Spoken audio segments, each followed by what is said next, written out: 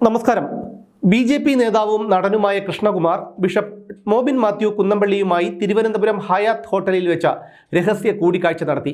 BJP. ദേശീയ നേതൃത്വത്തിന്റെ അറിവോടെയും നിർദ്ദേശപ്രകാരവുമാണ് ഈ കൂടിക്കാഴ്ച നടന്നിരിക്കുന്നത് എന്നാണ് വിവരം.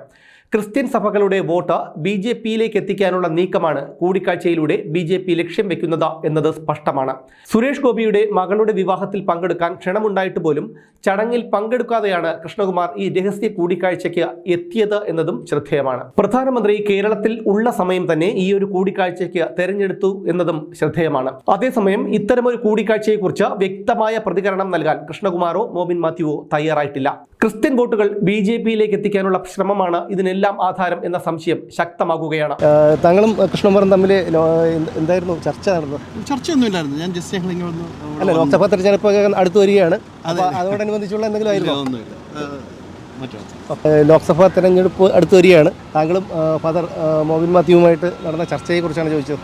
ഇല്ലില്ല, ഞങ്ങൾ സുഹൃത്തുക്കളാണ്. ഒരു സൗഹൃദ സംഭാഷണം. അല്ല, ഈ വരുന്ന ലോക്സഭാ തെരഞ്ഞെടുപ്പിൽ താങ്കളുടെ പേരാണല്ലോ തിരുവനന്തപുരം മണ്ഡലത്തിൽ ഉയർന്നു കേൾക്കുന്നത്.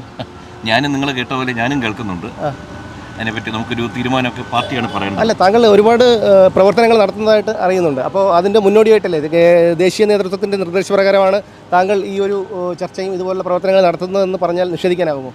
അല്ല, നമ്മളൊന്നും നിഷേധിക്കുന്നില്ല. വേറെ ഒന്നും കൊണ്ടല്ല. നമ്മൾ ഇതിനു മുമ്പ് പ്രധാനമന്ത്രിയെ കാണുമ്പോഴും അല്ലെങ്കിൽ നമ്മുടെ നാഷണൽ പ്രസിഡന്റിനെ കാണുമ്പോഴൊക്കെ അവർ പറയുന്നത് എന്താണ്?